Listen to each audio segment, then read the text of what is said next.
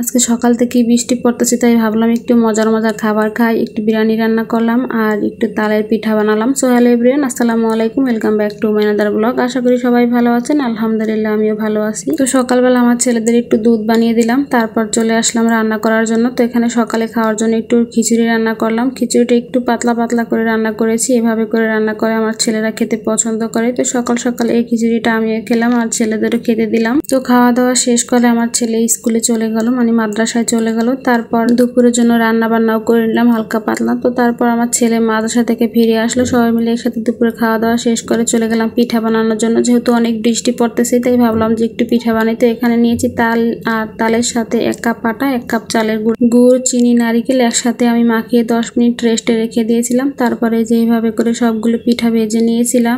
তালের পোয়া পিঠাটা খেতে অনেক মজা হয়। তো বৃষ্টির দিনে পিঠা খেতে তো মজাই হয়। এদিকে তো বাহিরে প্রচুর বৃষ্টি পড়তেছে, এখন প্রায় 3টা বাজে, কিন্তু মনে হচ্ছে একদম বিকাল হয়ে গেছে। এরকম অবস্থা, বৃষ্টির কারণে একদম মেঘের কারণে অন্ধকার হয়ে গেছে। তো রাত্রের দিকে ভাবলাম যে একটু বিরিয়ানি রান্না করি, মানে আমার ছেলে বলছিল যে আমি বিরিয়ানি খাই, মূলত এই জন্যই চলে গেলাম রান্না করার জন্য। তো এখানে আমি আলু আর পেঁয়াজ বেরেস্তাটা ভেজে নিয়েছি, চালটাও ধুয়ে রেখে দিয়েছি। তো এখন এখানে আমি আদা রসুন পেঁয়াজ যে বেরেস্তা করে রেখেছি, ওই পেঁয়াজটা সবকিছু একসাথে একটু ভেজে নিয়ে তারপর পানি দিয়েছি টক দই, আর দিয়েছি এলাচ, দারচিনি, লবঙ্গ, গোলমরিচ, কাঁচা জিরা সব একসাথে বেটে আমি এখানে দিয়ে দিয়েছি। তারপর দিয়েছি এখানে বিরিয়ানি মশলা, দিয়ে ভালো করে মশলাটা একটু কষিয়ে নিয়েছি তেল ওঠা ভাব হওয়া পর্যন্ত। তারপর এখানে যে চিকেনগুলো রেখেছি ধুয়ে আমি চিকেনগুলো দিয়ে দিলাম, আর দিয়ে দিলাম মরিচের গুঁড়ো 1 চামচ পরিমাণ। তারপর নেড়ে চেড়ে ভালো করে কষিয়ে নিয়ে দিয়ে দিয়েছি পরিমাণ মতো পানি। এখানে আমি অল্প পরিমাণ পানি দিলাম। তারপর এখানে আমি দিয়ে দিয়েছিলাম টমেটো সস, সেটা আর ভিডিও করা হয়নি। তো কিছুক্ষণ রান্না করে আমি ভেজে রেখেছিলাম যে আলুগুলো, সেই আলুগুলো দিয়ে দিলাম একটু সেদ্ধ হওয়ার জন্য, কারণ আলুগুলো একটু বড় বড় দিয়েছি।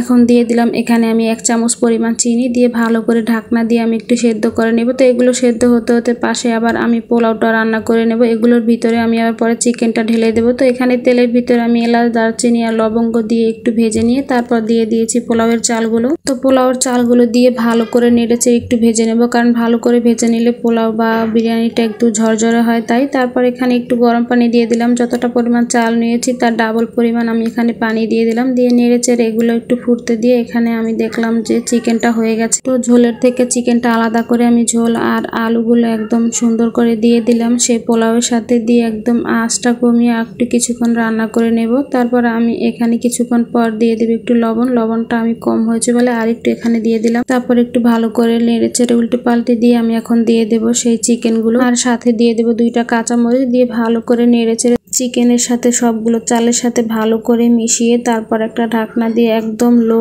আঁচে কিছুক্ষণ রান্না করে নেব। আপনারা চাইলে এই পর্যায়ে চুলার আঁচটা একদম বন্ধ করে দিতে পারেন, কিন্তু আমি সবসময় একটু কম আঁচে দিয়ে এভাবে রান্না করে নেই। তো কিছুক্ষণ দমে রাখার পর উল্টে পাল্টে দিয়েছিলাম কয়েকবার ঢাকনা দিয়ে, তারপর আবার ঢাকনা দিয়ে রেখেছিলাম। তো সব শেষে আমি একটু পেঁয়াজ বেরেস্তা দিয়ে দিলাম, যে পেঁয়াজ বেরেস্তাটা আমি তুলে রেখেছিলাম। তারপর ঢাকনা দিয়ে আরো 10 মিনিট দমে রেখে দিয়ে তারপর খাওয়ার জন্য রেডি। তো সবাই মিলে খাওয়া দাওয়াটা শেষ করলাম, আর অনেক মজা হয়েছিল আজকের চিকেন বিরিয়ানিটা। মাঝে মধ্যে আমার ছেলে বিরিয়ানি খাওয়ার বায়না ধরলে ঠিক এরকম সহজভাবে আমি বিরিয়ানিটা রান্না করে দিই। তো আজকের মতো এই পর্যন্তই, আল্লাহ হাফেজ।